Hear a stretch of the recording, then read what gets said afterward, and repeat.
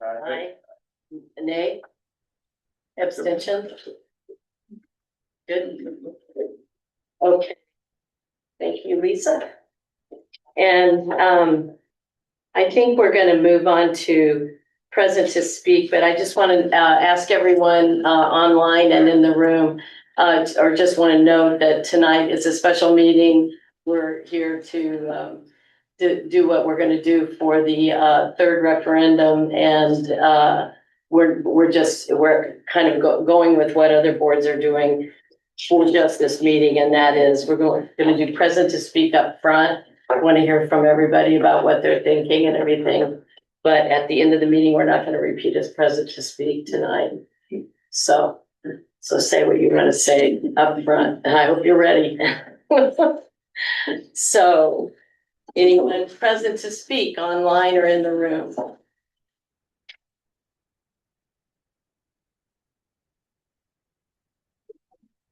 Always takes a little bit of time. Yeah, Pete? Peter Latinchich, 97 Fast Road. I thought about this carefully. I want to say that in the 35 plus years that in the last decade, the budget process has changed. In earlier years, I always had a comfort level that the Board of Finance was the stewards of finances and represented the townspeople. In more recent years, it seems that focus has shifted, and town department and special interest groups have a larger influence on the budget process and drive spending for our town. Very little consideration seems to be offered to the taxpayers. They're not really at that table or part of that process. We do often hear the Board of Finance say, ultimately the taxpayers will decide. That's true. But during the process, it seems they're drowned out by everything that happens in the budget process. I was hopeful this year that, well, we had so much confusion during the public hearing, not having access to what the budget was prior to the meeting, that we could have another public hearing to help us have a discussion about what was in this budget. Could the townspeople afford it? That was rejected. In fact, one Board of Finance member said, why should we bother when the same people always show up? That was a bit discouraging. Well, Board of Finance, the taxpayers did decide. In fact, they decided twice in 2 referendums. This is not malicious. It's not mean-spirited, as someone suggested.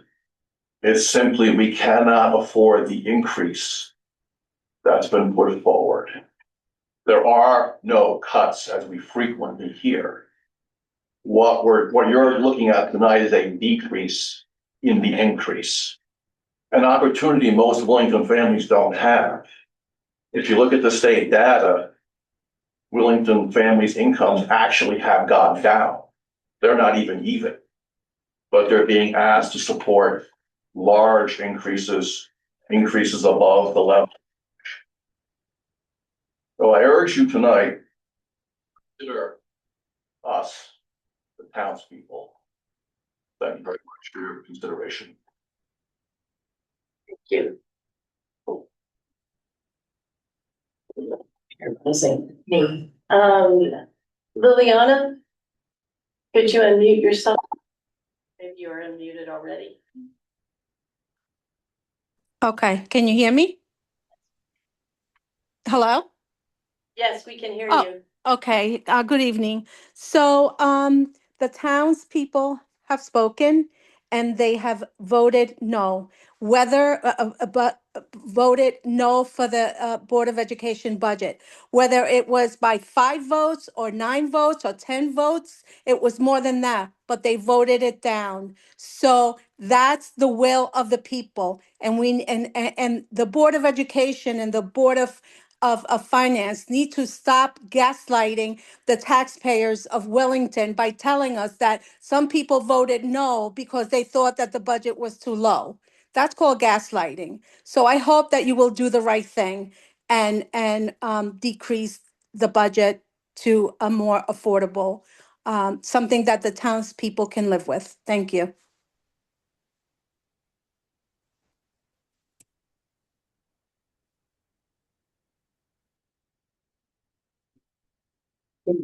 Yeah, She's taking notes. yeah, is it, I'm sorry. Jen? Oh, I'm sorry, Mike in the room. Oh, well, let's ask Jen to go first. Jen? Thank you so much. It is incredibly discouraging that this budget failed, given the amount of work that went into it and the amount of public outreach that the board attempted to do on a regular basis. I just wanted to, I'm not going back and forth. I know that's not allowed, but I'm not sure what the exact definition of gaslighting is, but I think not I think, I know that there is a faction in town of folks who voted no for this budget because it is too low. And there's no one who has definitive information about that because the folks that are voting no are not giving rationales. It's these people are not at the meetings. So one of the goals should be for folks to come to these meetings and let the boards know their proposals for what they are willing to support. There's a distinct absence of that in this town. Thank you. Mike? Mike McCoo, Clover Spring Drive. First, as a Wellington, longtime Wellington resident, having gone through Wellington schools and having 5 children in various parts of the school system. And well, one of the 5 is now in college, but anyway, came through the schools. I'm very concerned about, I understand it's not a cut in the budget compared to the current fiscal year. It is, however, a cut in services. Because the cost of providing the services is going up so much. Even as we're now in a position of reducing what is delivered to the students, we're still also seeing an increase. And that concerns me because I wanted my children to be prepared for high school and the one who's in college now to be prepared for college, the rest of them coming up. We also, a lot of us, including myself, experienced our house values go up a lot, and that really messed with the whole balance on the taxing and really challenged affordability for some people. And looking further down the road, I'm concerned that if our educational system starts to slip, then the flip side of that's going to happen. House values are going to start going back down, and because there will be less desire for families to come here. I don't know that that'll be true. I'm just concerned about that. I think all this is a, and as I sort of, as I cross the line and, you know, think about what happens each day at work as first selectman, there is a lot of feedback from people who felt the budget was too high. And the people certainly have spoken 3 years in a row now about the budgets. I do have some contact from people who say they think the budget is too low. And unfortunately, if they're voting no for it too low, their vote is accumulated with the no votes. And it becomes a no, regardless of too high, too low. Right. And there are probably a lot, it seems like the public, temperament is there a lot more people who are voting no because they think it's too high. I think down the road, we should consider as a town how we deal with this. For example, Hebron does a vote and then they also do a second set of questions. I don't remember exactly how it's formatted, but basically it says, did you feel the budget was too high, too low, or just right? Maybe we consider that, maybe we don't consider that, so that we get a better feel for what the townspeople are thinking in more detail. So I think the unfortunate task for this board is to try to take the best guess of what the no votes mean and make the adjustments. The people have said 3 years in a row, it appears what the people have said 3 years in a row is it's too high and then it's an affordability problem. And I think this board has to react to that. Unfortunately, I think we may be hurt in the long run by it, but this is one thing in our lives that people have a choice in. They don't have a choice about national politics. They don't have a choice about their interest rate that they're paying on their mortgage for their house, or their rent going up, or their fuel prices. They can choose their local taxation. And so they're making a choice and we've got to figure out how to deal with that. Thank you. Thank you.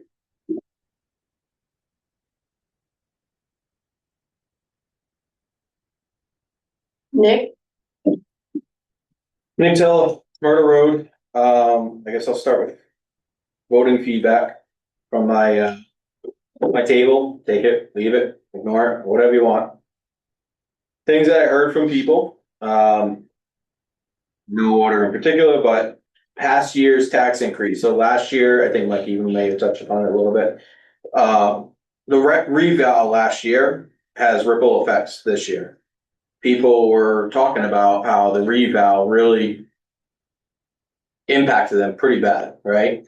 And they're like, where did the money go? We just had an increase of 20-30%. Obviously on the higher end, not everybody was there.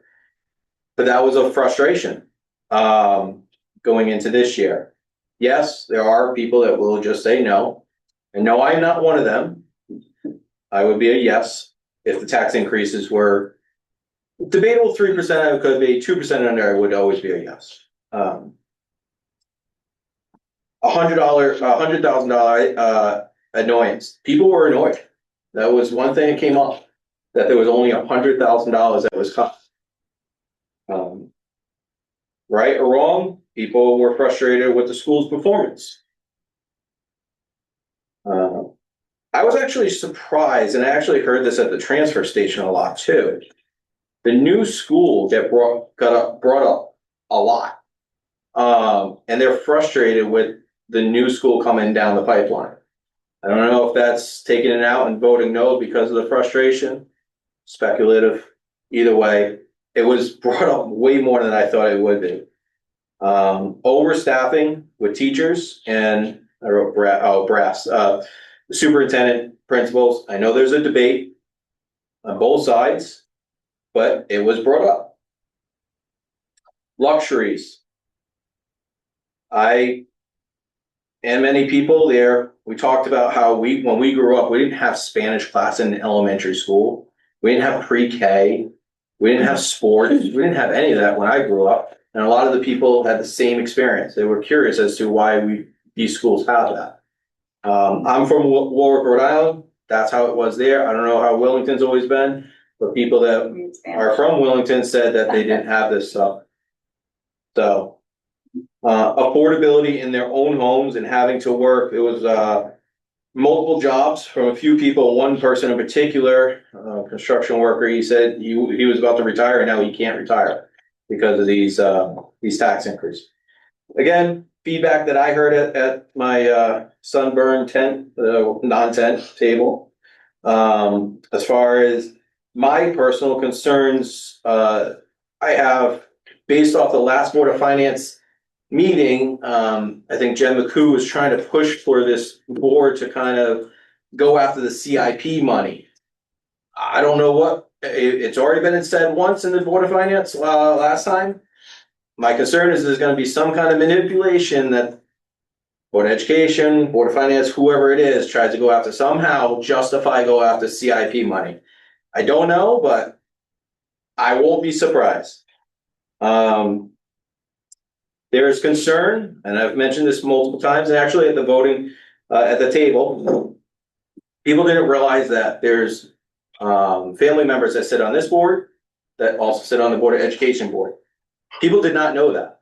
And while we all agreed it wasn't illegal, and there's technically no ethics policy to say you can't, but many people said it didn't pass the smell test.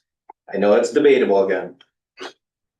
We're gonna hear fear tactics, the school's gonna collapse, it's the end of the world. I get it.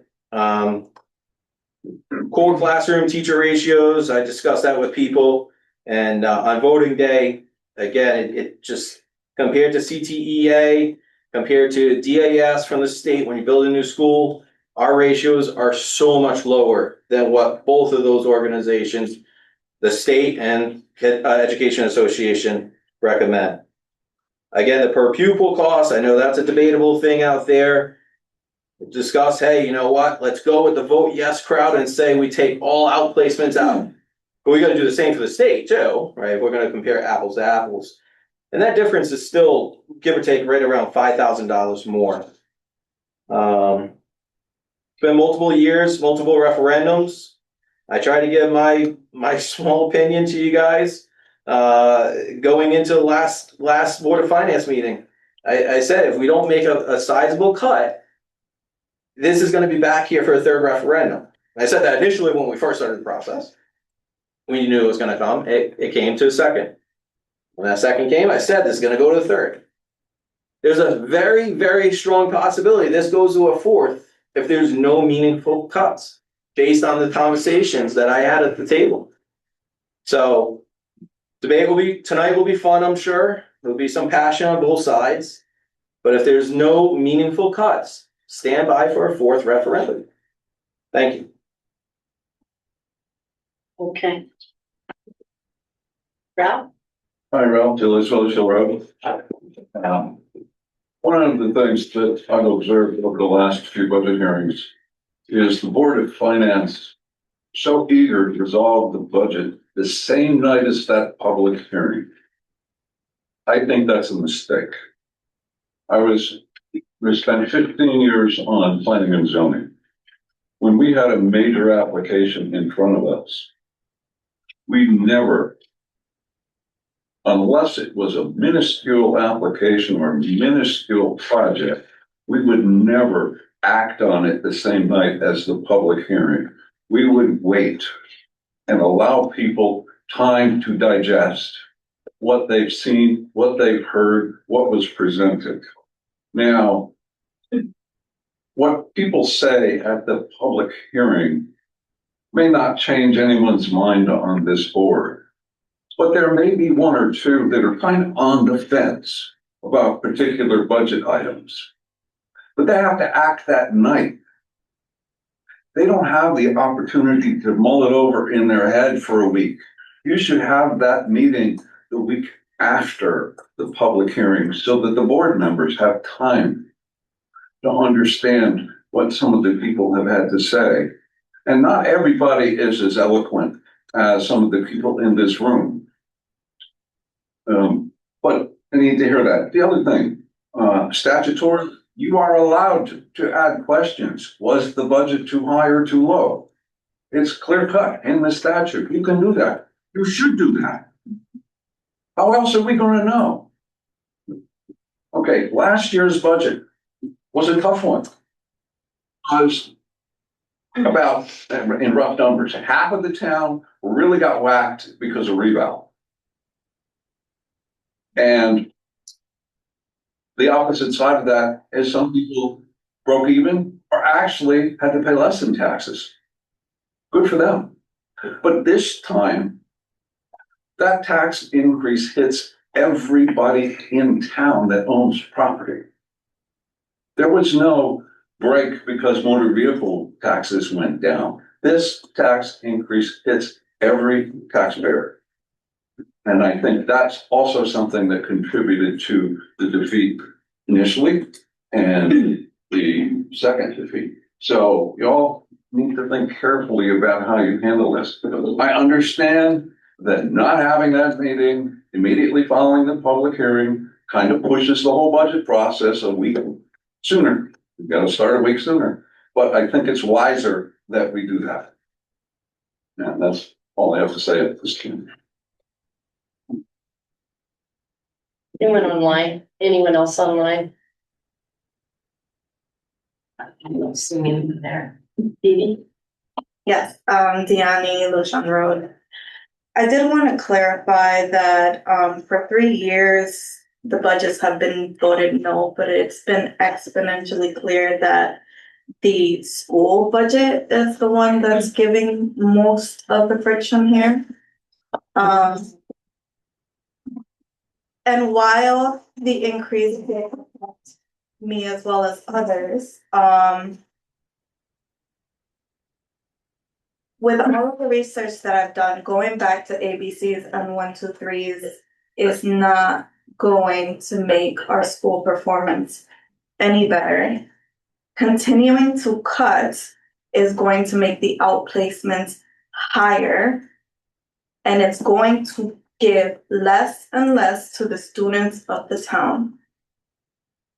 So I urge you all to think of this and think of the parents who are going to have to deal with this throughout the year. I don't care about the luxuries. I care about my child and her education.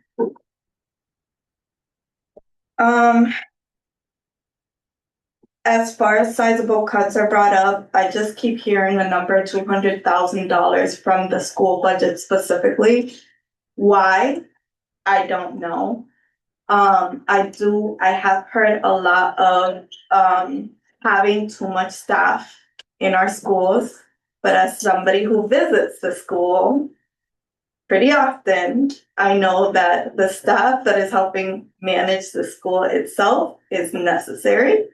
They're always running around, including the principals. One principal for 2 schools is not feasible. And I think that the staff that is on the board is appropriate to what needs to get done.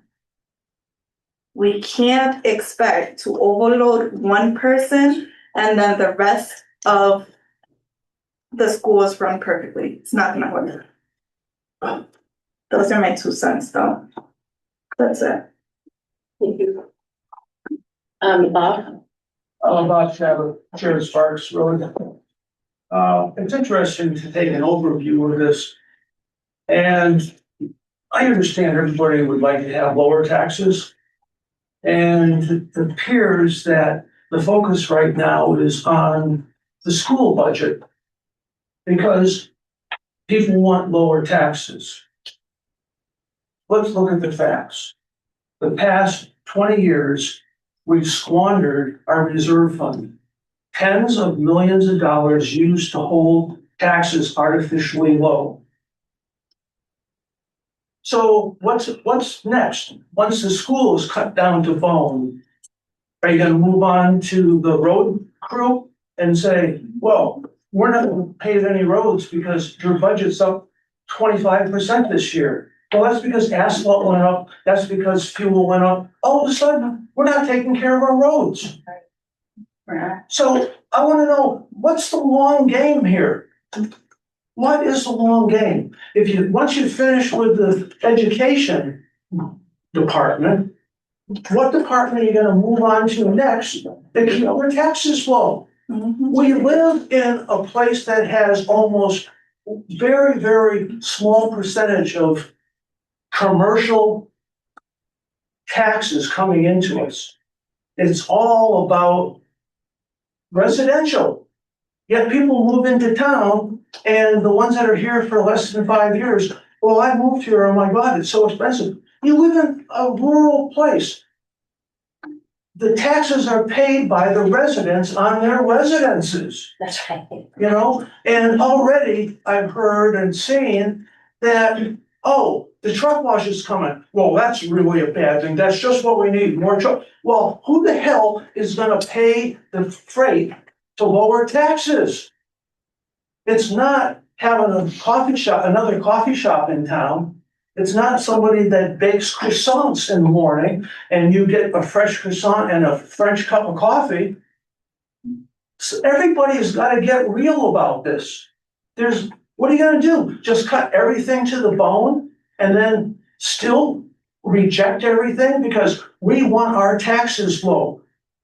At least keep up with inflation. The past 10 years, you didn't even do that.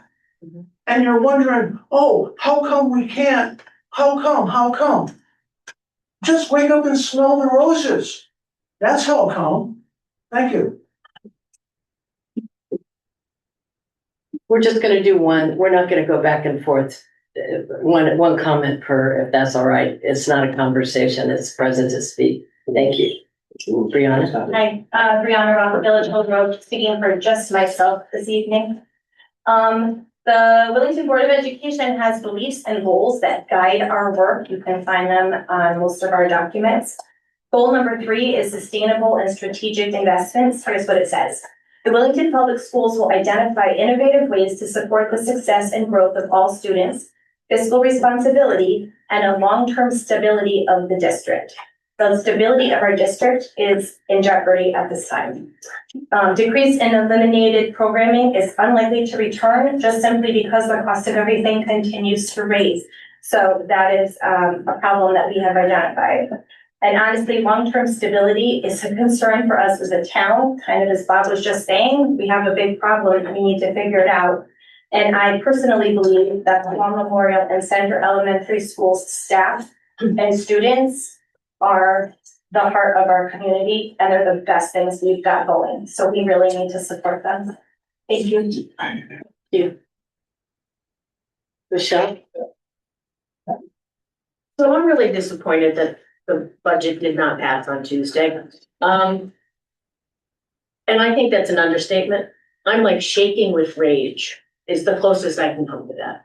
And it's because there's a lot of misinformation that is put out there by people who do not understand numbers, do not understand how to cite their sources correctly, do not take credit for when they're putting their own opinion out there and say, people have told me that X, or I found online somewhere that Y, or it could be that. That's not the basis by which we make information to make public policy. And you at the table have spent months looking at these numbers, and I appreciate all of the work that all of you do to craft a budget. But towns all over Connecticut, and ours as well, are trapped within a system by which we have very little say over what we can do. There are minimum budget requirements that we must spend on the education budget. There are caps on what we can put on a variety of different things. There are some expenses that are mandated that we spend. There are lots of unfunded mandates that we as a town must meet. Some of them are fully funded, most of them are not. Some of them have been promised to be fully funded and they're not. But I really feel like the conversations we have in this room and online and, you know, at Dunkin' Donuts or at the transfer station is part of the frustration that we feel that Connecticut is not affordable for a lot of us. I filled up my tank today. I feel it, right? Everybody who buys gas feels it. And nobody wants to have to pay more. But we're trapped until we can make the tax system in Connecticut more progressive when the ultra wealthy pay their fair share instead of less taxes than anybody in this room. We cannot get our fair share back to support what we need to do with the town. Connecticut has been trapped in this cycle, and the fix is not in this room. No matter what you do tonight, you're not going to fix this problem because we're going to be back here again next year with the same exact problem. Because last year, you put $700,000 from the bank account towards the budget. You kept the tax low by spending out the cash. Obviously, that's what you have rainy days funds for. So I'm glad we had that in the bank when we had it. But it made everybody feel like, oh, the comparison for this year for the percentages, oh, it went up. Really, the budget did not go up as much as inflation for what you've already put forward. Right. It's that the tax went up because we have no more money left in the bank. So we all feel it. And I know that you feel it too, in terms of not having the resources that you would like to do more. Nobody wants to live in a town where school services are cut. Okay, maybe a handful of people do, but I'm gonna discount your relevance as not having children in the schools or spending time there to see what really good stuff happens there. That's what brings people to town. And if you think that people are looking at economic development and coming and not checking out the school and checking out what people say about the school, checking out online, if you're complaining about the school online, you're hurting economic development. If you're complaining about the taxes and how bad it is and you're never gonna support taxes again, you're hurting economic development. Now, not everybody here owns property. And, renters also are eligible to vote and pay their car taxes. So I'm not discounting their say, everybody gets their one vote. But the fix is not in this room. The fix is in Hartford. The fix is in Washington. And people vote their heart. People are hurting. You fill up your gas tank and it costs you $60 and you're angry. You go vote no the next day. Somebody online riles you up, giving you misinformation. You watch something online and you get angry and upset. But in reality, we need cool heads to prevail. And I hope that all of you at the table tonight will think carefully about what the town needs to remain sustainable, knowing that we're going to be back here again and again because we cannot keep kicking the can down the road, not investing in our capital projects, not investing in our school system. It makes me boil when I hear people complain about how the schools are performing. Well, give them a lot more money and they'll do a lot better. You cannot get better results with less money. It's not an efficiency thing. It's people. It's investing in relationships. I've spent my entire career advocating for children and families, and I know an awful lot about how learning happens. And it happens because an adult and a child make a connection. It's not about having a piece of the right software to teach them reading or it's about a connection between a teacher and a child. And this budget already cuts school staff. Those people who say the school is overstaffed haven't been in the school buildings. I argued the entire 12 years I was on the school board that we needed more staff and more staff. Because if you want to get the results that our children deserve, you should be investing a lot more in your schools than you are. And cutting the school budget hurts all of us, hurts our property values, hurts our economic development, and people who say otherwise are misinformed. Thank you. Megan? Oh, are there two Megans? Megan Dabo? Yeah.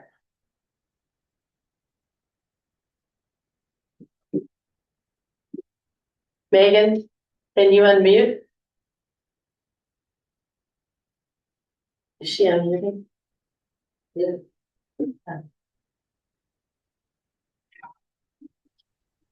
Did it unmute? Okay. Yes, that worked. Thank you. Sorry. Megan Zabo, Fisher Hill. First, I just wanted to talk about the World Language Program. I am a child of Willington Public School System, and we had world languages. Miss Bicio was our teacher. We were offered French or Spanish. I took Spanish. I'm now bilingual, and because of that, I have greater career opportunities. Our students deserve world language. It teaches them other cultures. It teaches them empathy towards other cultures. It's proven that at the kindergarten up level, their minds learn the language faster. So starting it at this level is amazing and should not be taken away from them. Another thing, I'm echo Deani, Michelle, Brianna, the gentleman in the back. I'm sorry, I didn't hear your name, but thank you. I don't know where you're going to cut from. There's nothing. I've put numbers out there. I've cited my sources. I've shown full pages, not screenshots. Deani's done the same. I don't know what you guys want to do. You can't get blood from a stone. There's nothing there. Overstaffed, highly disagree again. The two secretaries, one is a secretary, one's the assistant to the principal. Those women work tirelessly. They work beyond their paid hours. They cover teachers' breaks. They cover everything needed in that school. They are just not secretaries. The principal, she works above and beyond her paid hours. She doesn't just do her principal duties, she acts in all capacities. And same goes for our superintendent. He works countless hours above of his pay scale, time that he's allotted, whatever.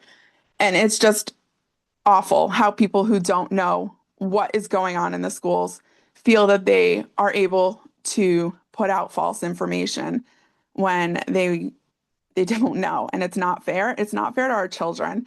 And Deani's right. You guys cut this budget even more, you're going to be forced to have more outplacements, more expenditures. I know my child in particular, he's special needs. He needs a one-on-one, and I don't fight for it because we don't have the money and I don't want to take from other children.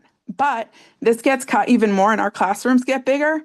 You guys are going to have to hire him a one-on-one because he's not going to be able to handle a class size of 25 children, let alone 25 children in a room that can't hold 25 children.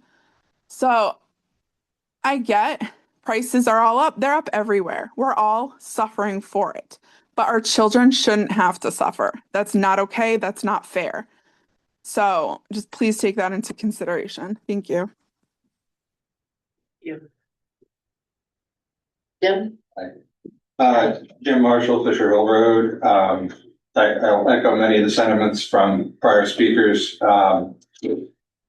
And just say, first, let me say, I appreciate the fact that the general government budget passed.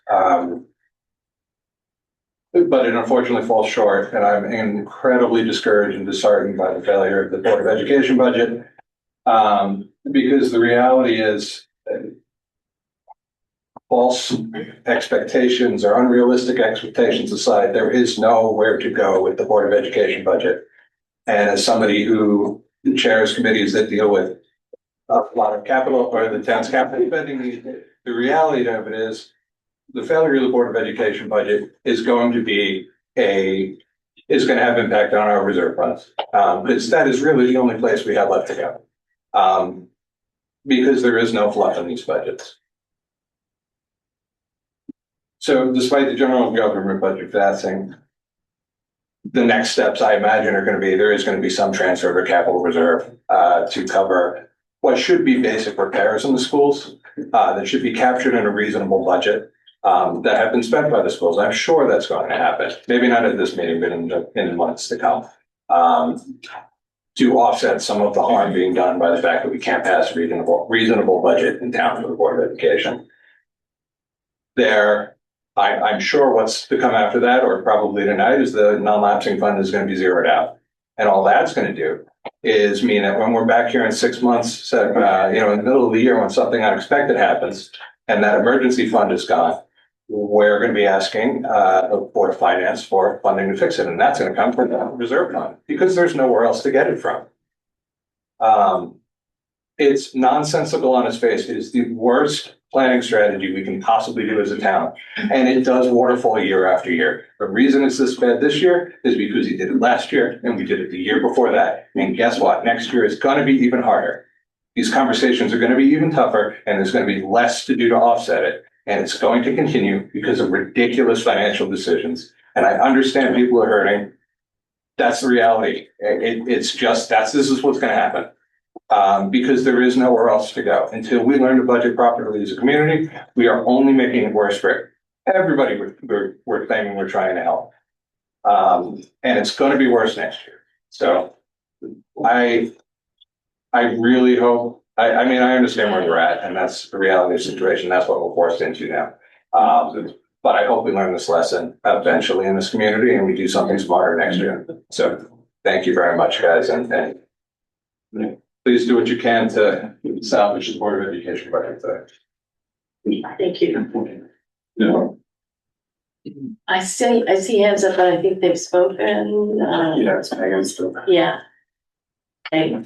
Anyone else online who hasn't spoken? Last call, anyone in the room who hasn't spoken? You have, I'm sorry. We're not repeating. I mean, we're not doing an hour and a half. We'll just on the time for that. Thank you. We're- Bill, who is that? Oh, Bill, did you? I'll share something. Bill Stevens, Superintendent, Commissioners, Communities, also taxpayer. The Board of Education has been cut $300,000. So signs that say 100,000 was the last time around that you made. Last services, been since to do the same exact thing we did this year, 25, 26 next year, was a $680,000 increase. We're down $300,000 from that now, as you come into this meeting to make more considerable cuts tonight. So to say that no considerable cuts have been made is just nonsense. Second thing, it's real easy to say the last couple of years, the Board of Education budget has gone up by 1.2 million. And what I'll tell you is I've been very transparent in my budget writing every single year. I've done zero-based budgeting. And what the no vote right now says, teachers, you can't have a raise. Insurance, you cannot increase more than 5%. And no more outplacements. That's what a no vote says right now. And the reason why that says that is because the current year is a 2.51. Inflation was a 2.4. We were slightly over it. The year before, we had a 6.75. 2 new outplacements, inflation was a 2.6. The year before that was a 0.85. Year before that, 1.26. Year before that, 1.14. Year before that, 1.98. The year before that was a 4.67, again, because of insurance. So if we're gonna sit in the same conversation and say that we can't afford when insurance goes up, what are you gonna do? That's crazy. Yeah. If you think I'm not gonna bring you a zero-based budget every single year for what is a need, we have 10-month principles already. Cut one, see what happens, see how quickly you're sued because you didn't have supervision in building. Absolutely. But me, I take my vacation days on Fridays right now. I'm trying to burn them so they don't have to pay me. I'm in here working on a vacation day because I know the work has to get done. You can try and cut my position. Good luck getting the work done. I don't understand where this is going to go. I understand you have a tough decision to make, but the whole concept here of cut more, Jim Marshall's right. You wait till next year when the Board of Education cuts another 161 or applies 161,000 that is left and not in right now. We are going to start next year in a hole of $261,000. And oh, by the way, when insurance goes up again next year, because you all know it will, and when the teachers get a raise, as they should, as everybody else has, where do you think we're going to cut next year? Where are you going to be? So compared to inflation, our averages, like we're under inflation. Average inflation for the last whatever 10 years is like a 3.8. We're like a 2 something. Our Board of Ed budget right now is like a 3.9. With an 18% increase in insurance. Another outplacement, the teacher raises. If that's not reasonable, I don't know what I'm doing wrong. In a year where the other years are 0.85 and a 1.14. And Mike McCoo's got a heck of a job coming in front, figuring out revenue. Because that's agree 100%. We don't figure that out, you're just gonna drown education out of this town. That's right. Region line. Sorry. Excuse me, point of order. Point of order, sorry. Sorry about Yeah, that, Bill. Could you ask? Sorry, I'm sorry. I'm sorry. Steph, could you ask the members of the Board of Finance to not make comments while people are Please, speaking? members of the Board of Finance and members of the public, please don't make comments and rejoinders during present to speak, but Phil is actually segueing into what I was gonna ask him to talk about for setting up the conversation for the board. So we should have made that division kind of clear, but is there anyone else present to speak who hasn't spoken? Okay, seeing none. Thank you, Phil. We might ask a few more questions to draw you out on that.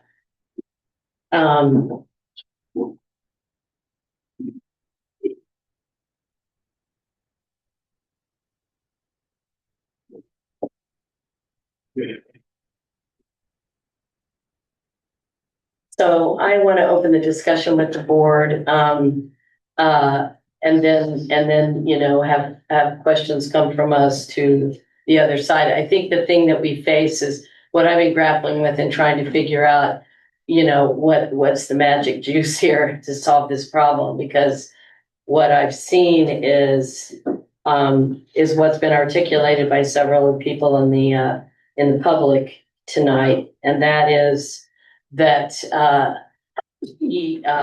well, just to recap, I mean, the first referendum, the budget was the budget growth year over year was an average for all three budgets of 3.4%, which is under the rate of inflation.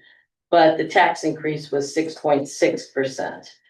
That was when we cut, that first referendum was when we had cut 200,000 out of the school budget. That's the budget we're going to be talking about tonight. It's the last one remaining to be passed. In the second referendum, the one that just failed by a 52 to 48 percentage margin or mix of votes, the average of all three departments was 2.6%, and we had cut another 100,000 out of the Board of Ed budget, which Phil mentioned. So a total of 300,000 has already been cut, which is one of the more significant cuts I've seen since I've been on Board of Finance out of the school budgets. And that's because 97% of it is contractual already. There's very little discretionary spending. The tax increase on the second one was 4.96%. The issue there is that the school budget alone, which has, as was said before, a lot of mandated costs and also changing variables. Certainly the largest population that's regularly served in town is in the schools. That budget was reduced to 3.9%, which is the rate of inflation, frequently the bellwether of where we should try to arrive at with our spending increases. And that was with the total cut of 300,000, which we're still not 100% sure what all wrinkles will happen there. The Board of Ed is going to decide that once we have a passed budget. So there are some unknowns there, but we know it's into staff. So the other variable though is that rub between the spending, which is not outlandish in what these proposals were, and the revalued properties that right-sized what the values of homes are in town. And yes, everybody's upset about it because I don't know that they didn't know those trends were happening, especially during COVID, where the whole housing market nationwide was skyrocketing, but they didn't see it or plan for it for themselves. And it's understandable that that's kind of human nature, that would be a shocker. But I think the town has, first of all, the reduction in vehicle values is still continuing to mean lower taxes than we've ever paid on vehicle tax before. So that is still there. The problem is in trying to create budgets where you're on a downward slide every year. It's as has been pointed out, it's not a formula that's going to work. And what I'm nervous about is the trends I'm seeing with a very flat commercial picture, is that the fund balance is drawn down about it as far as we can. That's not something I think we can go to tonight. So it just means cutting what services we have already had and have already used and are counting on in the town. It's not like, oh, we can forego something that we haven't done before. It's just keeping status quo is where we are, right? So, having said that, I think we need to talk about what are the expectations and have a rigorous discussion about what we've heard from the public and what you guys have been thinking in your own heads in the, last few days. It's only 2 days ago. Feels like it's been a long time ago. So I'm opening the floor for that. We have no meaningful development, nothing on the horizon. Fight it tooth and nail and things would come up. People don't like big development. Saw that, and I'm not saying that was the right project, because it wasn't. But how's it gonna improve the situation? You want nice things, you have to pay for them, so it's gonna come out of the taxpayers' pocket.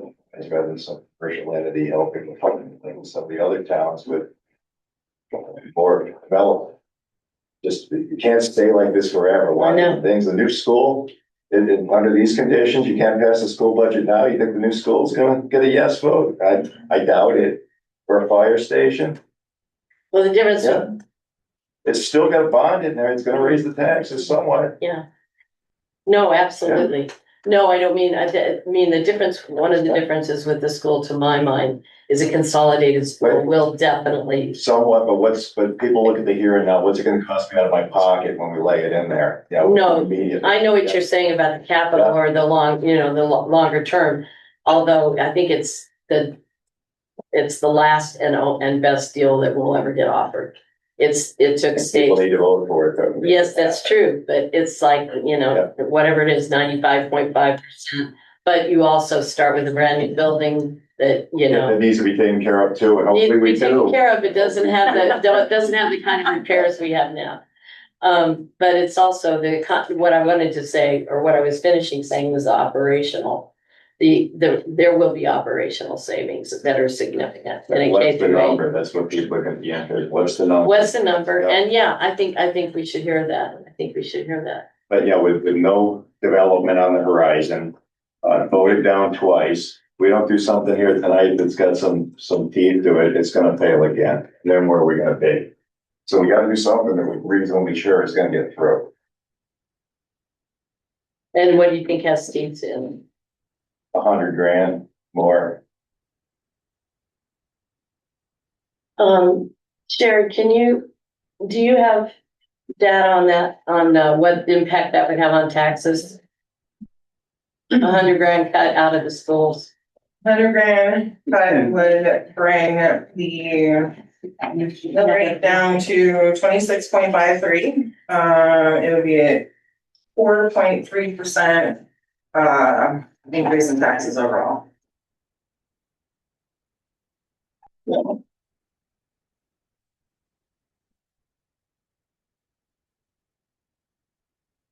Now we're at 4.9, so. Phil, I know that and Brianna too, I know that the Board of Ed is waiting to actually articulate on the list of choices what will actually happen. Can you guys put any kind of a sharper point on what the likelihood is of the impacts from the 300,000? And if you want to project anything about additional, what that would be. Well, we're still working off of the document that we have shared most recently. That has the unfortunate list of things that a board has assembled in some sort of priority type order. So I know you're aware of the lots of like the Chromebook replacement, the library books, the 5. I'm sorry, I didn't hear that. What did you say? Okay, so things like the Chromebook replacements, they're falling apart and they're at the end of their life cycle, needed to be replaced. That's been renewed. Library books replacement and additions have been removed.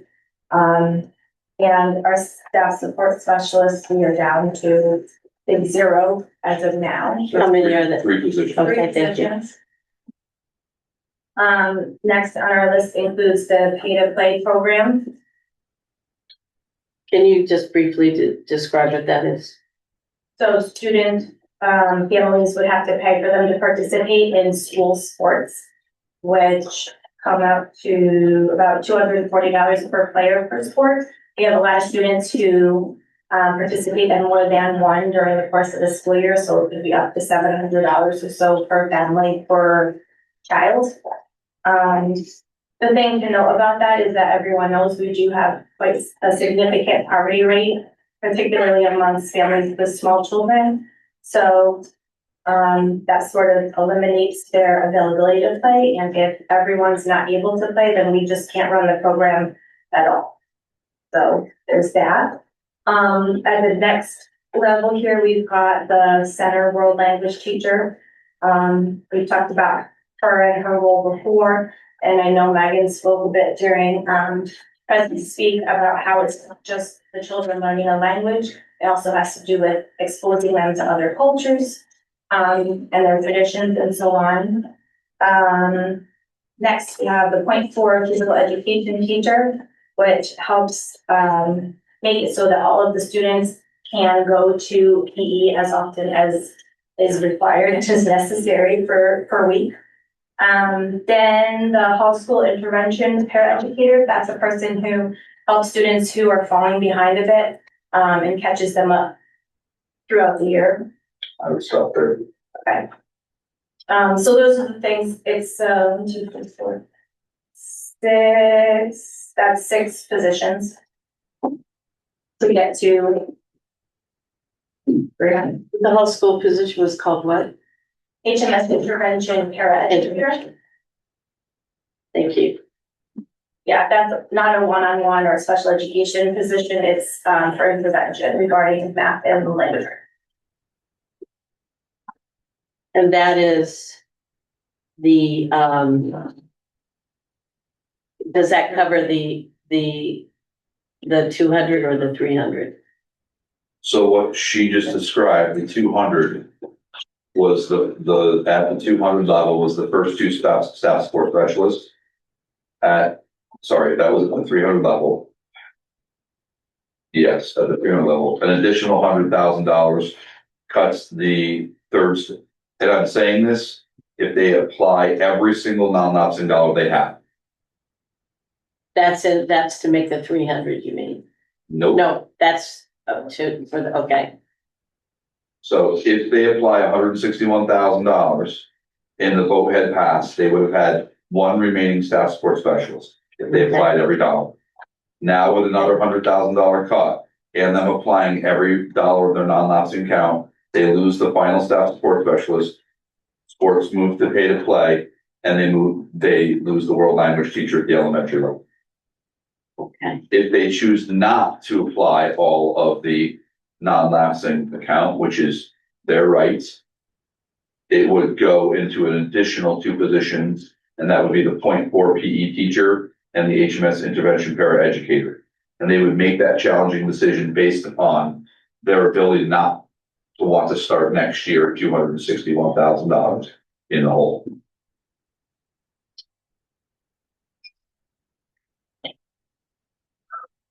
That would bring their budget down to a 2.9.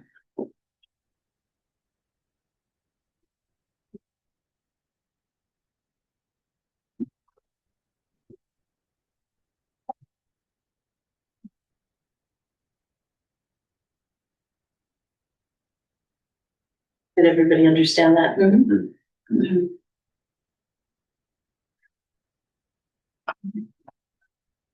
Other comments? Well, just for clarification, so far with the original budget asked back a couple months ago, I don't remember the date, but for the first referendum, since then,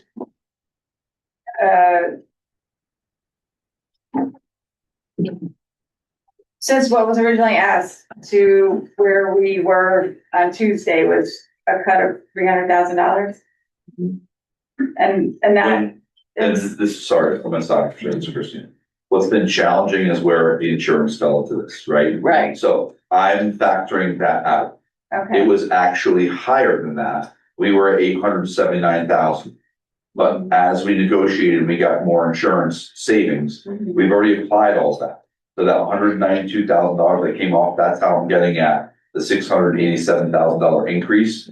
The 300,000 is off of that 687 to bring it down to 387. Okay. And that's what just said. Again, zero-based budgeting. So, I mean, one of the things that we're hearing, that we've heard tonight is that people were annoyed about the $100,000. But it really wasn't $100,000. It was $100,000 since the last referendum, but from what the original ask, it was a lot has already been taken out. And, some of these things are, you know, we're already cutting people, so it's not insignificant for everybody here. I do think they were confused by that message, that it was 300, not 100. That was that. It wasn't. Well, So, you know, the townspeople voted, they want further reductions. Board of Finance is being blamed for the reductions. But we only act on what the voters do when they go out and vote. They want more reductions.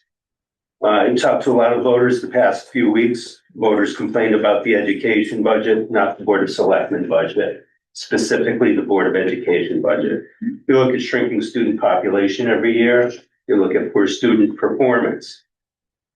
A lot of people, they're really irate over the new school situation. I know a new school's needed or repairs need to be done, but 6-7 years ago, they voted no.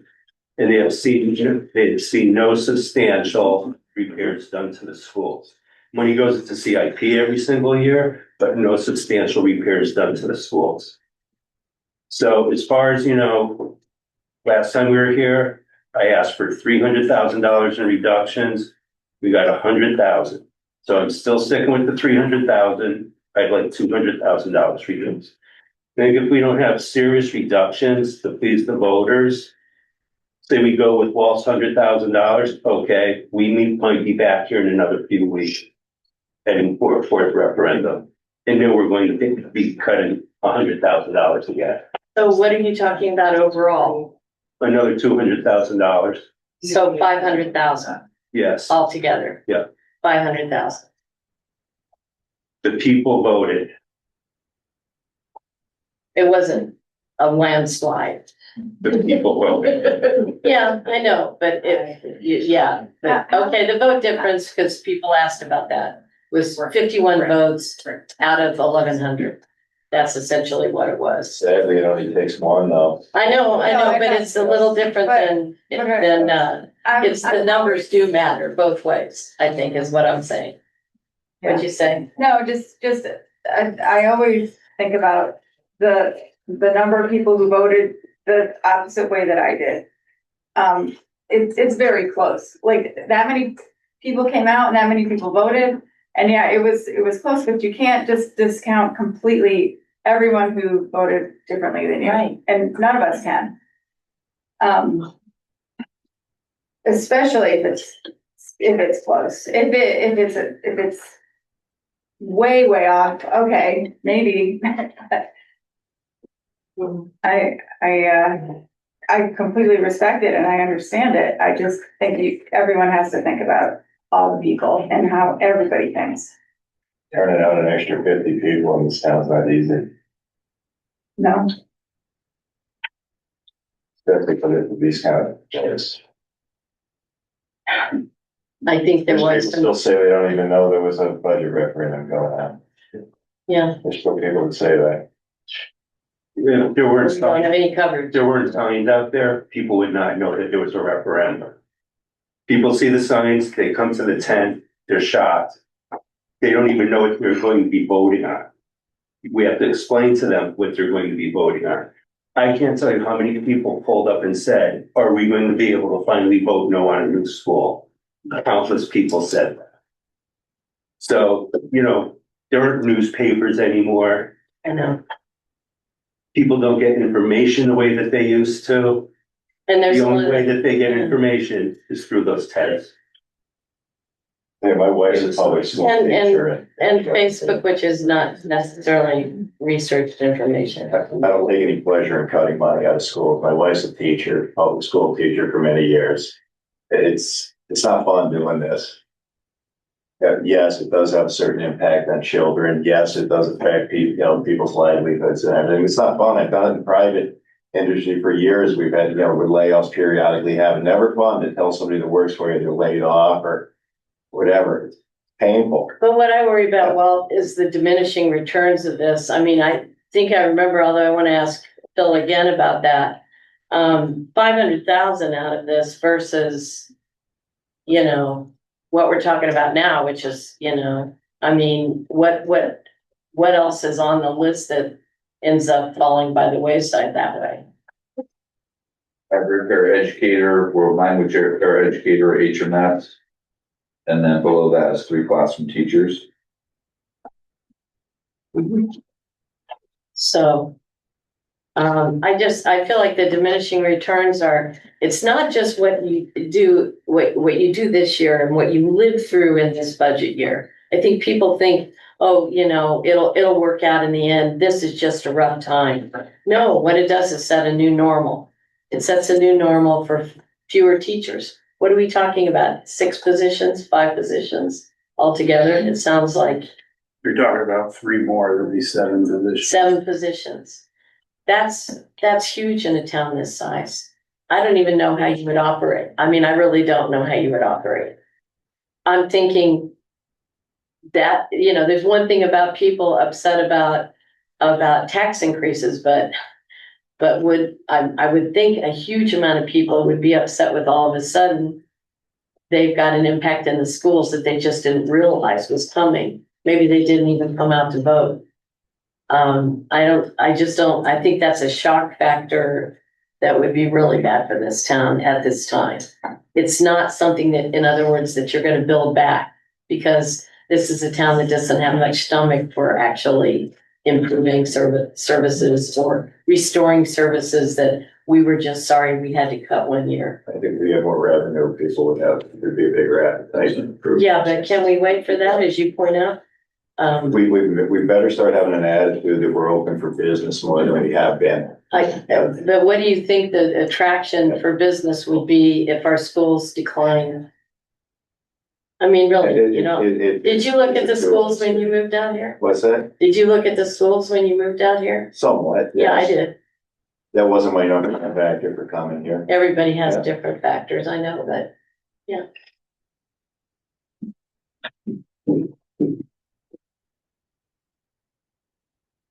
I have a question. Go ahead. I have a question. Well, no, I can't ask it because it's cross. It's not between us. So that's all right. You can ask at a mic or Phil, anyone. No, I can. Yeah. So I'm just curious, if we cut 7 teachers, do you have to now group different ages together and have like 1st and 2nd grade together and kindergarten and 1st grade and 4th and 5th grade? And we all know how that doesn't work out. No, but what I'll tell you is the middle school schedule that was just totally revamped and approved by the board. You're cut away from changing that schedule back to 0, scratching again and restarting. And we already have the 4-year, I don't know what is it still the 8, 9-year-olds with the 13-year-old? 5th grade, they. Yeah. So everybody was fearful of getting them all clustered together, so. Well, I do have to comment about something. So my kids went to Montessori schools. Okay, Montessori schools. Democratized learning. They blend all the age groups together and everything. So you might have 6, 7, and 8 year olds. As long as you have the right ratio to the teacher. Montessori also has a much lower ratio. My child also enjoyed that. You work with what you have. But it's selective and you have to pay to enter. So the Yes. children in the town, we're talking about public education, Bill, not private education. Bruce. Oh, sorry, Bruce, I'm sorry, I don't have my glasses on. Sorry about that. We just stay the route, the one we've always been going down. We can't have any changes whatsoever as far as the way education is delivered. Well, my fear is that since we're opening this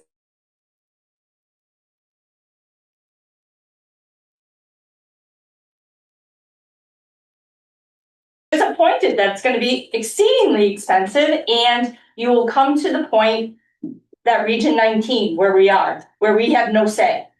That's what's gonna happen. I mean, having 169 individual little towns that are all regulated, which this conversation didn't even talk about.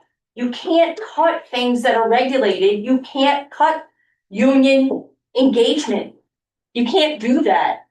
And so what you're all, I mean, if you look at this paper, I mean, I haven't been here, right? So I'm coming from a completely different walk of life.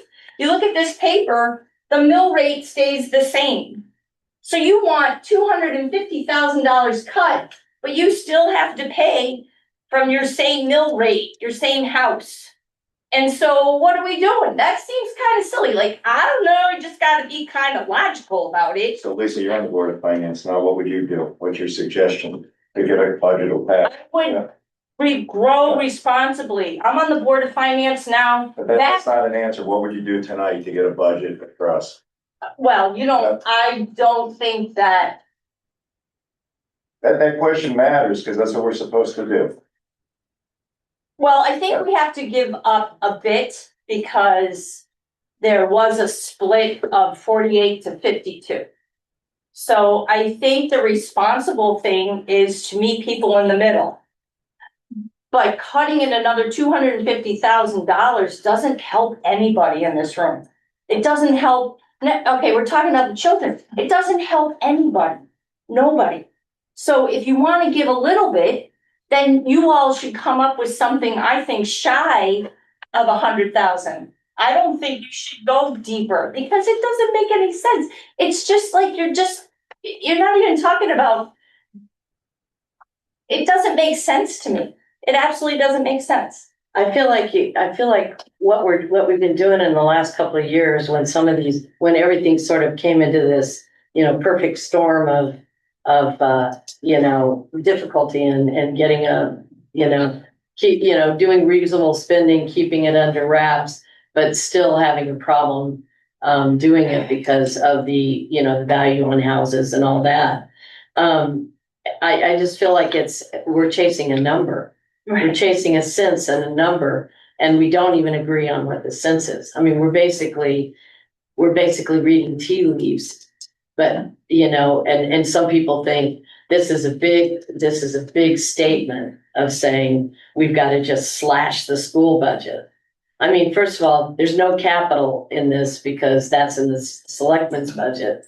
So, we're really talking about removing the status quo of what the schools have served the town with. And I really feel like it's scorched earth. And the other thing that I'm concerned about is coming back onto the Board of Finance, being off for several years, and what has come into practice is the outplacements.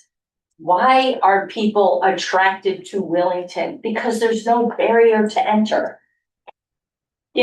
The outplacements are in West Hartford. You mean cost barrier? Yeah, there's no cost barrier. The outplacements are in West Hartford. Nobody wants to pay those taxes. That's $25,000, right? So they come to Wellington. And so if we keep doing what we're doing tonight, you will have many more.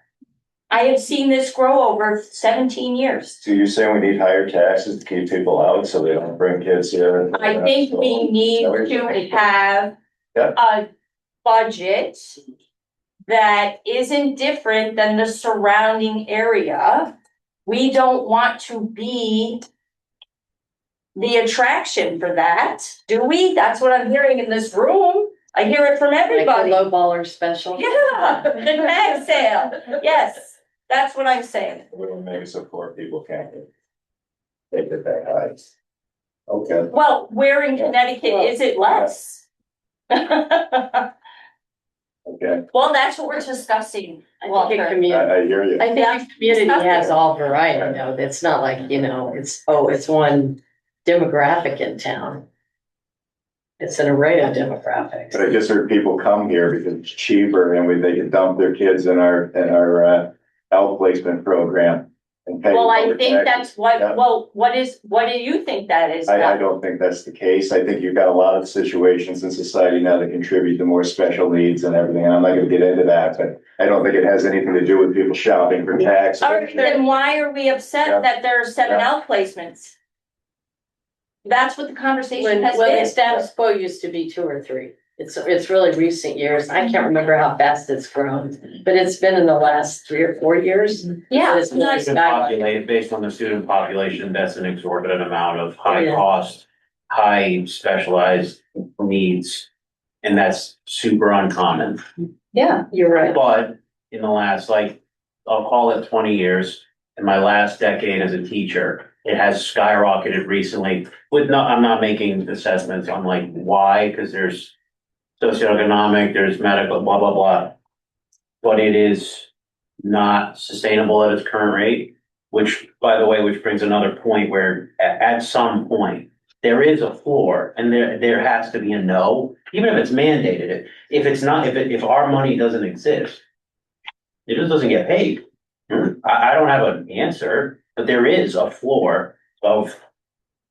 Yeah, but we that can't floor do. hasn't been enjoyed yet. I mean, what I'm It's not trying to, enjoyment, it's well, catastrophic. financially. That's like a legal thing now. Mhm. Because you do run into legal issues, and by the way, good luck suing when if there's an There's issue. no money. There's no money. That's right. So it's just services will go undelivered and then. Yeah, I mean, I think that's the conversation. It's uncomfortable. It's an uncomfortable And conversation. also, maybe the conversation, and by the way, this is a future topic of maybe we start doing with less. Because it's not like, the economic situation for everyone here and, the country at large is gonna improve in the next 6 months. It's not. Or even if peace breaks out where everyone's kumbaya now, famine in the third world built in, just as a fertilizer. I know farmers, my friends didn't get fertilizer, right? Yeah. And I don't use chemical fertilizers on anything. And I've advised people to not, right? I use dead stuff and wood chips. Works out great, but maybe we're gonna have to figure out how to, I said in one meeting a few weeks ago, the next year's conversations, we're probably gonna discuss departments, not line items.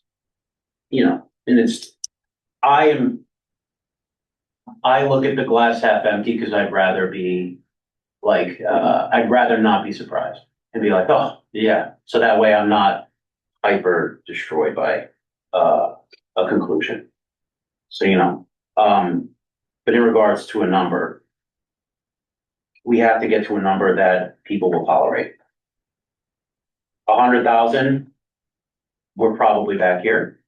And we have to cut another 100,000 again, so Bruce would have been right. Again, I have no personal feelings on it. We're gonna homeschool my kids anyway. 150 is probably, if I had to guess, I'm not putting money on it, but it would maybe enough to not come back here for another referendum, which would be more expensive. It's not and by the way, teacher of a decade, I have no particular joy in cutting school budget or school stuff. It just is.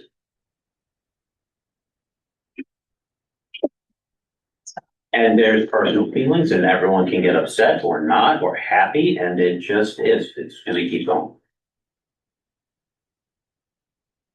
And I do not have an answer as to what to cut because it will get, I don't know, and I don't think public schools are allowed to go Montessori-esque. That's right.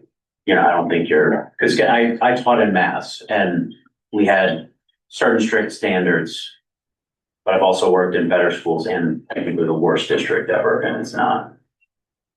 I don't know where you go. So I've had 75 students in the gymnasium before, at the gymnasium. So I know what it's like to be crowded. What was the course? Well, I taught phys ed, health, history. I've had, it's practically, I've had to do like college seminar style things because there's just too many kids. You know, and I don't know what receivership is like here, but there's no fixing. Like, once it gets bad, the state will take control, at least in matters again. It is true. I was actually talking to the dean to one of the deans at NEAG today about the climb of kids who need mental health services for all, everything from anxiety to, whatever, other learning disabilities, everything, but learning disabilities are in a different category. But it's grown since COVID, drastically, of course. And the nationwide figures are, our figures in town are, I think, Phyllis, correct me if I'm wrong, but about 25% of the kids have some kind of assistance and help, whether it's with their classroom day or counseling services and things like that, which means we need that's more staff time, staff hours for those needs. That's not abnormal at all in the country. Especially when you put masks on the most vulnerable age groups when they need language and to see facial features in motion in the most vulnerable point. This is like an obvious conclusion of all of those tyrannical policies in one shot. Like now we're paying for it, right? It's always downwind. And I think a lot of it was, like our teachers basically had to do 3 sets of lesson plans, hybrid, in person, and both. Yeah, then you probably, it sounds like you lived through that. Mm-hmm. That kind of commitment, that kind of work, it's not abating. And since, I really do think the pandemic had a, huge effect. And it seems to be borne out because certainly with the. Don't blame the pandemic. You have to blame the way people reacted to it.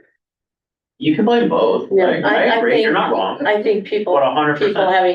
having to go to school from their, from their home, wherever the computer is. Bad choices. With the parents working at home too, Just make the choice. It wasn't great. No, they didn't. Right. It wasn't a choice they could make, But suffice it to say, I think We're getting kind of. we're getting caught in the weeds. We're getting far afield. At the risk of having my character called into question again, I'm gonna make a comment.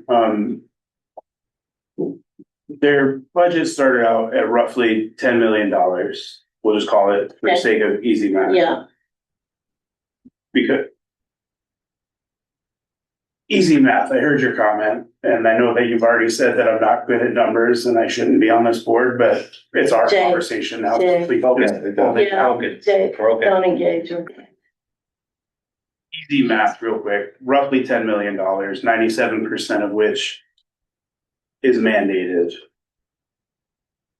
That leaves about $300,000 discretionary spending. It's extra that they can do whatever they want. The rest of it has to be spent on something it's already spoken for. Nothing anybody can do about it. We really can't touch it. We've already gotten to that number. If we go below that, I understand the people have spoken, we have to do something. But if we go much below that, they're already not going to be able to meet their contractual obligations. Stuff that is already spoken for, money that is accounted for and expected to be paid out, cannot be paid. Those contracts don't expire tomorrow. We can't renegotiate tomorrow. It goes forward. You have to build that money back up. If you don't have it in your budget this year or next year, whatever, you have to build it back. So then you're starting in the hole. Not only this year, you're starting farther in the hole the next year. It's second and third order effects. of decisions that we make here right now. So I don't know what everybody wants us to do or how they expect to maintain this trajectory that they keep asking for. I wish there was a crystal ball that we could say that in the next 3 months, we're going to have some eureka moment and we're going to have world-class economic development, but that's just not the case. History has shown this town consistently votes down any kind of economic development, whether it's a good idea or not. In fairness. So I think we have to really consider before we just throw out large numbers, really consider where we're going to be at in the future, not just right now to get this budget passed, but the second and third order effect of what this budget and this vote is going to do to this town, what we're going to have to do going forward to make back that budget. Thank you. I'd like to know if the people at the table who are talking about what, and some of the comments we've heard about what the electorate is not aware of, what that may have been misrepresented as far as what the situation is, the budget, which we know pretty acutely because we've been working for months on it and we've been studying all the budgets. Put aside what the general sense is by people who have not been drilling down that much and maybe, obviously don't have the time or the reason to. What do people think about the possibility that there's time between now and the third referendum to get a fuller story out there about what is in the budget and what the numbers really are as in reality? Do you think that makes a difference in the vote? I don't. This much. Because people don't read or engage or care. What you're gonna do now, I don't think you're gonna change many minds. I think the way we're gonna change minds is some sort of movement here. I think it's like the difference between a 5-figure and a 6-figure number. I don't think that changes. Granted, I think it would be a good idea, if you could have done it earlier, which is impossible. I'm not saying it, but I agree. I don't think it makes much. I agree with that too, but I think that based on what we do tonight, will turn out voters next year. Absolutely, if they see all of the services go away and they feel it, that's gonna make a huge turnout. And then what everybody's talking about being at a deficit is something everybody's gonna have to figure out. It's not responsible growth. No, it's that. Yeah, that feels that's a roll of the dice. It's a lot of tearing down. And I've always said it's just much harder to build up than it is to tear down. Just is. And I've seen too many other things in town not be built up again. So this is a serious cut. I don't know.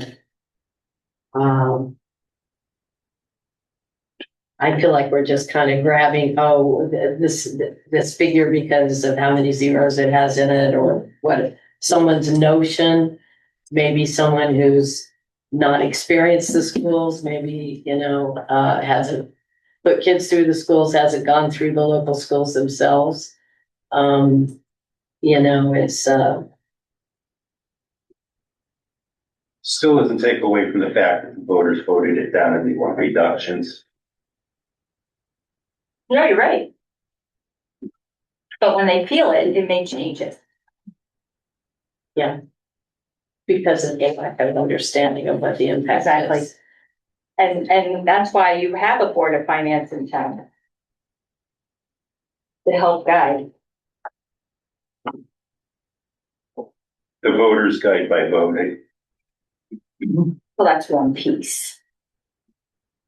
the most Yeah, important. but Bruce, People talk about how much they love democracy until democracy bites them on the ass and they don't like the results of what's happening. Right, that's gonna happen next year. But Bruce, we sat here and listened to the public talk about respond to all taxpayers, represent all townspeople. Mhm. We've heard a lot about that tonight, that repeatedly from different speakers. So you're saying the 48% we should just ignore, right? I'm not saying ignore them, but the fact of the matter is the majority said reduce. Yes, but they didn't say So reduce that's- it by 200 grand.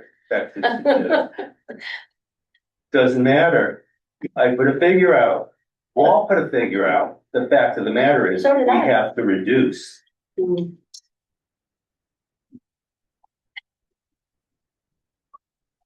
Thoughts? Motions, anyone?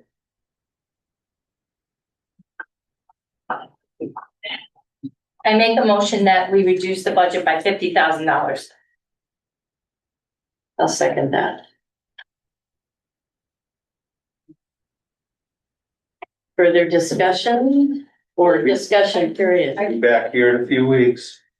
Well, wait. I'd like to get clarity of what happens at 50, what are we losing at 50,000? The motion seconded? Yeah. I second it. I'm sorry, I didn't hear all.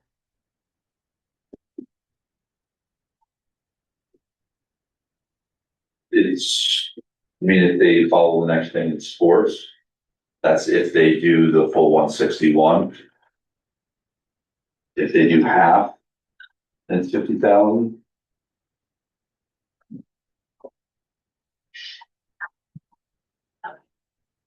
So world language teacher and the PE teacher.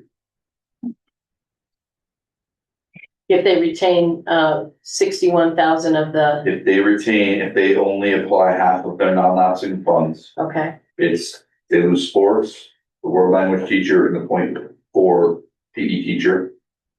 If they apply all of their non-lapsing funds, it is sports. okay. As a question, that sports program, you would be charging per student? Per sport. Per student, per sport. Is there like a minimum number you need to keep the program going at if that were if you were to put that in, is there a minimum you need to like pay coaches, et cetera? Yeah, that's what 240 is. So if you don't get that, you would just cut that sport or cut that, would you go by sport? Or does it? I think we have to. Or would it be like the whole sports program? Some sports have more athletes than others, and this is an average over all the number of athletes divided by the number of sports and coaches that we have to pay, officials, transportation, all of those things. So that's what the 240 is. So I think the answer is you have to do it by, I think the answer is by sport. As unpopular as it would be, if you were to cut all sports, just like the school doesn't offer it, would that save a teacher? Say it again. No sports, like by the school. I was a strength and conditioning coach too, so I love sports, but if you just get rid of the sports program entirely, instead of potential teachers. That's where the board will have to decide if they want to move each sports and. But do you have like a figure, like a number, or is that just? The sports, I mean, honestly, like the sports program is like $38,000. It's not a lot of money. But it's $38,000 that right now their board is prioritizing that today over cutting a world language teacher or cutting a PE teacher or cutting a paraeducator for intervention. That's where they're prioritizing. So I want to make sure I understand you. They're prioritizing the teachers or the sport first? The teachers. Okay. So they created the list they created, Eric. I remember seeing the list. I wanted to make sure I heard you correctly. Put sports first And I'm just gonna make sure that I'm entering. The pay to play program, not like the elimination of sports entirely, yeah. Right, yeah, Okay. correct. Yeah, and I wanna make sure that I'm running. Full 161. 40,000, actually, it might, if they apply the full 161, you're not losing sports. You're losing the third staff sports specialist. If they apply rate 10, 401, I'm taking some on that line, I'm taking another 50,000, reaching 42. So it brings me to there, so I'm just above it, I lose the third staff sports specialist, but not sports yet. That's if they apply the full 161. If they don't apply the full 161, and they apply half, I'm at 310.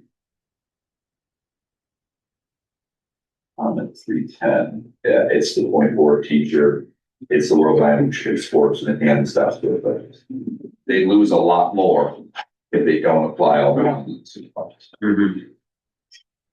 Thank you. Yeah. Mike?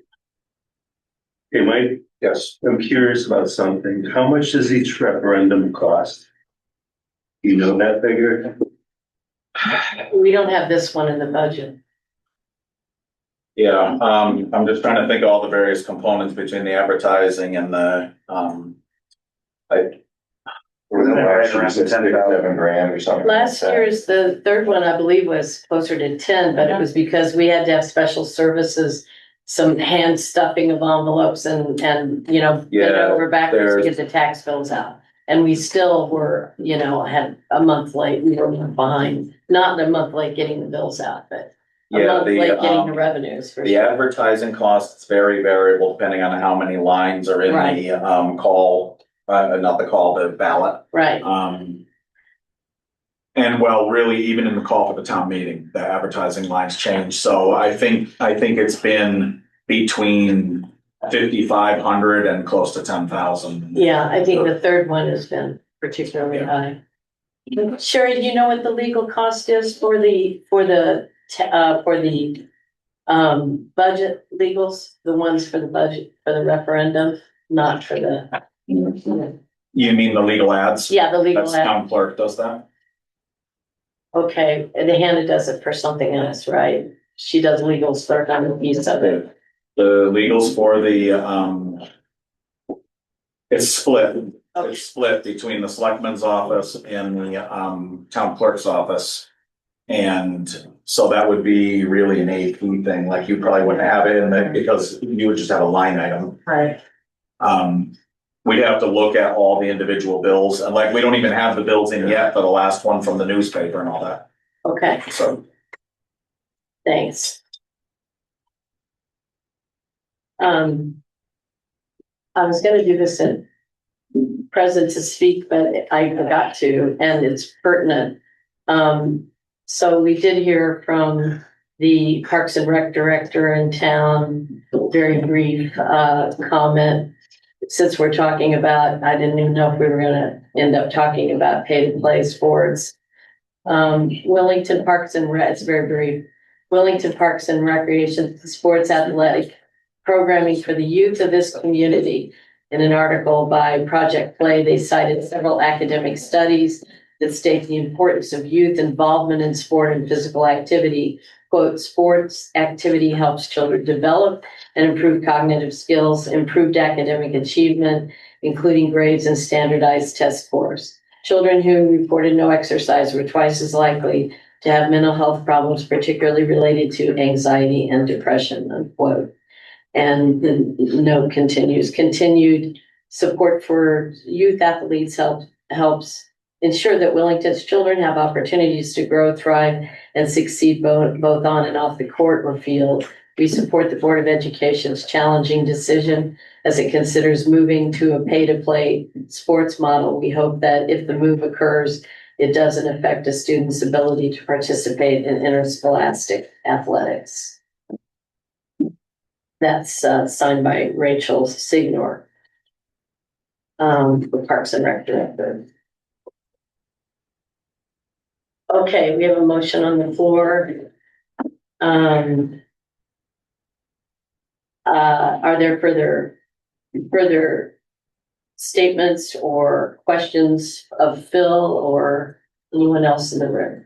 Oh, I wanted to ask Sherry, the savings for the taxpayer, bringing it down to an annual impact. If we cut 100,000. Okay. Would be, what, do you know roughly on a median house? So I did a little flyer, which you guys got in your packet. I took the grand list from the tax assessor, and according to that list, there are 1,932 residential accounts in the town of Wellington.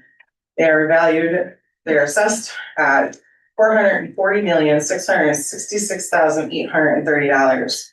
So, assessed value is, what taxes are based on, which is 70% of the appraised value. So that puts the average house in Wellington at $228.88 at assessed value. So the budget that just failed, if it had passed, it would have been about $24 per month increase for a house of average value in Wellington. So if you cut 100,000, it would reduce that monthly increase by $2.87 a month. So the 300 that's already been cut is less than $9 a month impact. I think that's an issue. That's schools. Right. So the median house, which by the way is like about a 300,000 value. Right. How retail, and the assessed value is 228 for the median. Yeah. Yeah, and that definitely jives with my sense of what's happened in the reval. But the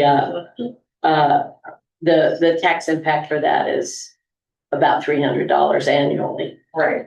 Okay.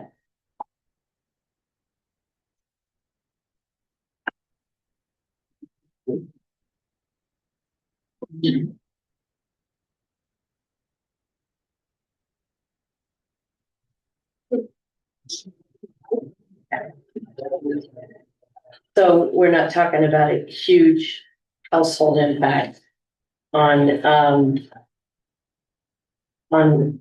these numbers we're talking about. The next move, we're talking about making a move to cut something, but it's not going to, it's not going to be maybe even noticeable as far as that goes.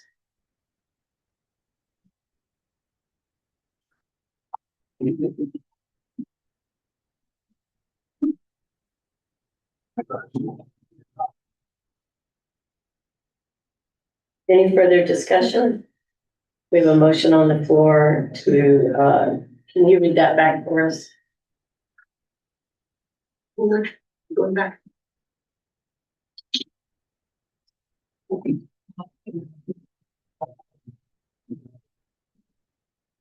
Motion to reduce the budget by $50,000 made by Wolf, seconded by Summers. Okay.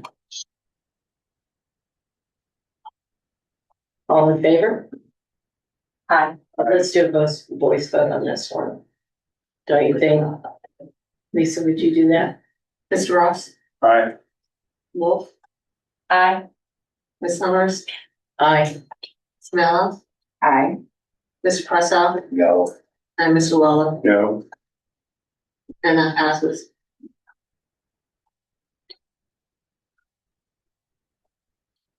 I want to ask if, thank you for that discussion and decision. I think it's a really rough one. I understand what we're saying. I think that I would say those in the public here who have ability to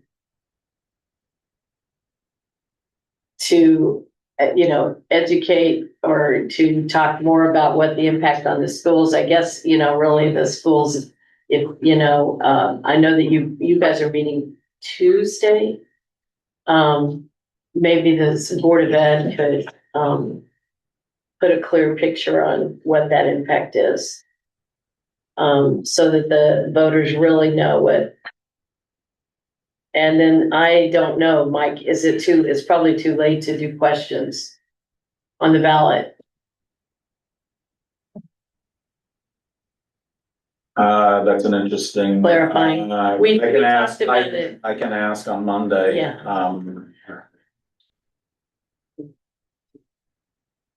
I could ask on Monday. I think we have.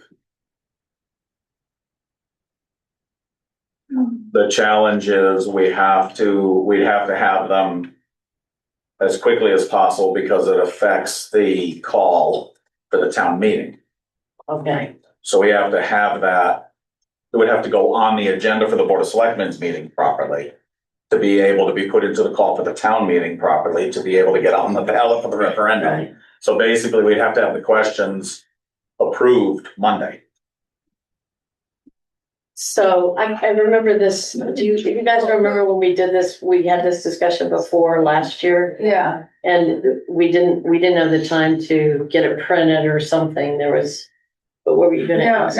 Who puts the question, is it our board's responsibility to come up with the wording of the questions? Yeah. Well, it's someone locally has to come up with the questions, and then, Nicole, as the clerk, would do the initial approval of the questions, but she would probably also call the Secretary of State's office and verify that, particularly because this is not how we normally do it. If we were doing some clarity. No. Oh, sure, Suzanne. Oh, great. Sorry, I'm on my phone. I don't know how to raise my hand. That's okay. We can do it the old-fashioned way. So the referendum question is pretty much set with the same language as before, only the dollar amount would change.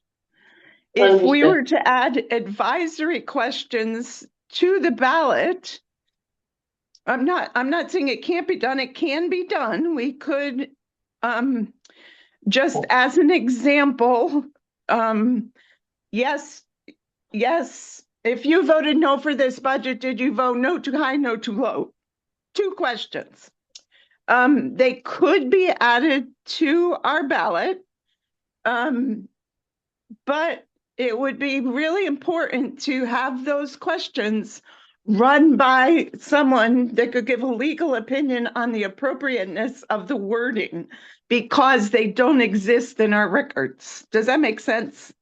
Yeah. So whether it be the town attorney, the Secretary of State's office is not going to offer an opinion in writing on a local referendum. So we would need to get clarification, get that from our town attorney in terms of the language to make sure that it was appropriate and worded correctly. Thank you. So that would be up to the selectmen to do it. And it would be up to the selectmen, I believe, and possibly the Board of Finance, and I'm not certain on that, to decide if there were going to be advisory questions and what those questions would be. That would be up to, I'm thinking, the Board of Selectmen, maybe in cooperation with the Board of Finance. Again, the town attorney, I believe would have to be consulted and involved. The Board of Finance did discuss this in depth last budget season. And we decided I think there was a hitch in the time, but the town attorney was weighing in on it, I believe.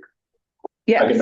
I'm gonna make an attempt on Monday to see if we can clarify or find that information, ask the town attorney if they, can reference that. The other thing I would suggest, if we're gonna consider it, is we model it.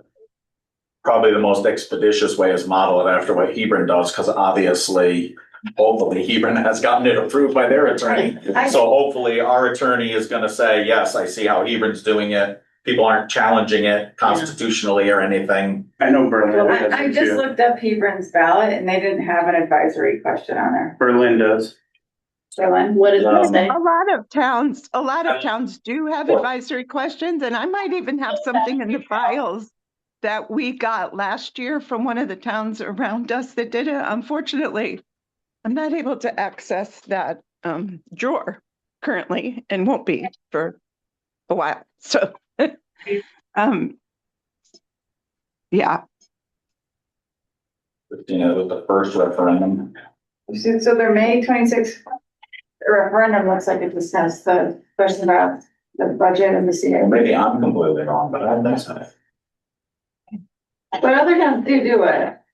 Like it is possible to. It seems like it's fairly spelt and easy to understand and to count. If the question is simply, did you vote no? Because Again, I'm thinking it's Hebron, but whatever town it was, I'll have to check that now. Yeah. They did not, they took the implication out of the question. They didn't say if you voted yes or no. They Okay. just They said, just do you said- think it's too high, too low, or just right? That was the question. Because you don't want to create an implication that you're answering one because you chose the other. It's just a straight question. Yeah. Some people might think it's too high but voted yes for whatever reason. Some people might think it's too high but voted no. May 5th, even their first budget referendum did have advisory questions. Oh, but not the second one. What, was it something like? Too high, too low? Just right. So then for expediency, The bid is too soft. Well, I don't think we can do that until the Board of Selectmen does. well, she just said she wasn't sure who would do it. It could be in tandem. So if we recommend, because this is a special meeting, we can't add anything. But part of it is we're discussing steps for action on the next one. We could Yeah. request that they add it, and then we've given our consent to add, or our request, whatever, to add the question to the next ballot. They have it, they can add it, then we don't have to do another special meeting. Is there a motion? Just to add one question. Is there a What motion? I'm saying, is that legal for us to do? I think it You is. gotta make a motion, so I make a motion that we add the question, is the budget too high, too low, or just right? Second. Okay. And, friendly amendment, would that be, but to run it by, or have the selectmen run the wording by, or I just leave it? I don't think You're- it's gonna go to them and then they have to decide. We're gonna run it We'll by. Put it on. Okay, okay. You don't get a choice. We're gonna Okay. run it by and make sure it's okay. Okay.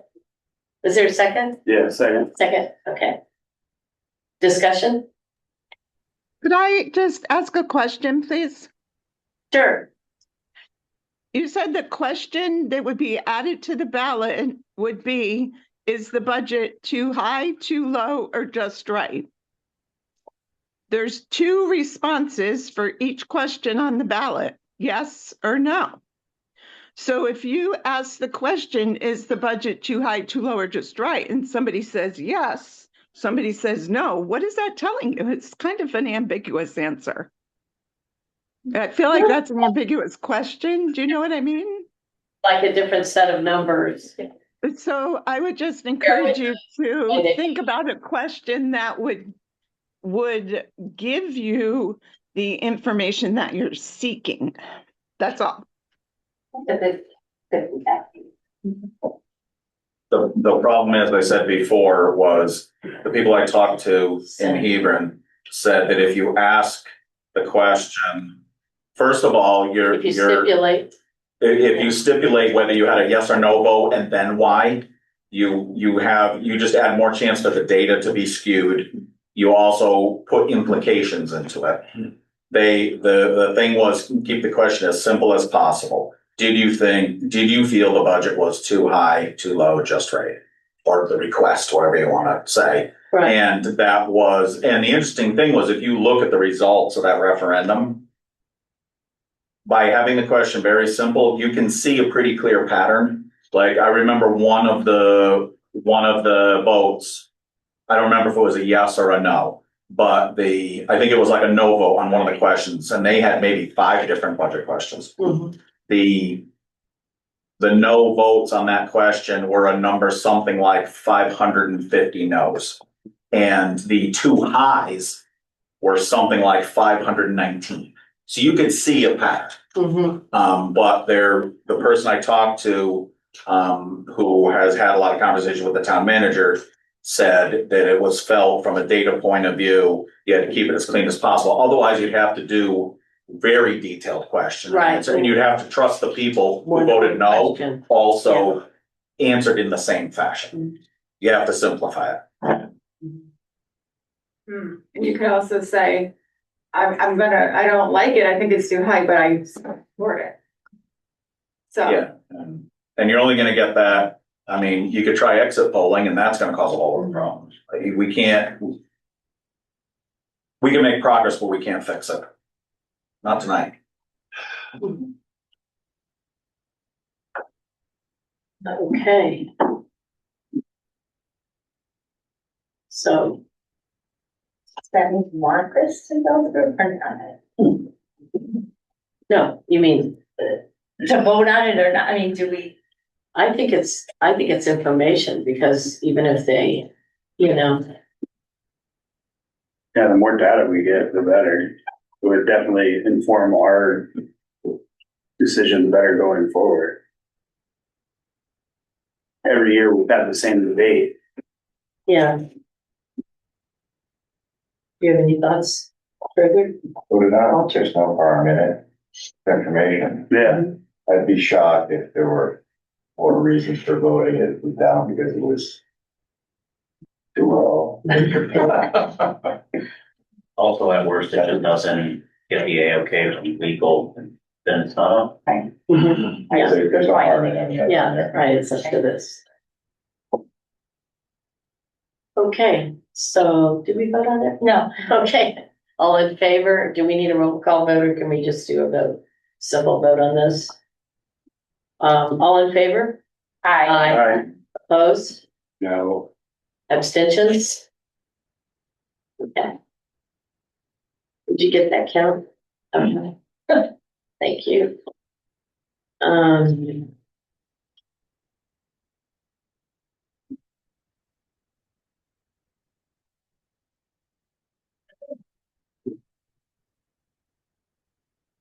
Stephanie, Do we for need the to- benefit of the people on the Zoom, Yeah. or watching the tape later, you should state if the motion passed or not. Motion- Because people out there are not gonna be able to Motion hear passed. how many people said yes or Okay, no. the motion passed, and, 5-1, right? 5-1. And the roll call motion, they did hear, but they'd have to do the math, that was 4-2. Okay, so, do we need to do any other business about, dealing with the budget under item 1, or not? Do, between the budgets, no. Okay. So the second item is, I'll move that we request the Board of Selectmen call a town meeting toward a third townwide referendum. Second. Discussion? All in favor? Aye. Opposed? Abstentions? All right, that passed unanimously. Thank you.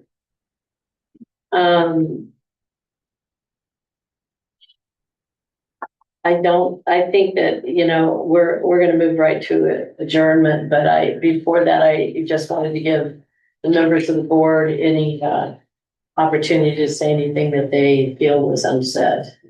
Or that they were, I think it's, for me, I think it's, this was definitely something that belonged probably to a Solomon, to decide. But I feel like the damage is significant, really huge, maybe unknown by those who haven't really studied the budgets, or are not really aware of what the programs are, what the programs lost would be. So my feeling about it is it was one of the harder decisions I think this board has faced. because it's a close vote and we're trying to represent the full body of citizens in town, but knowing that it wouldn't be enough to just leave it as it was in the last offing. So that's where I came from with it, but not that anyone has to say anything. I just am interested if anyone has something they felt they didn't articulate fully, or they just want to make a party comment. On the board. Anyone? Okay. Meeting is adjourned. Thank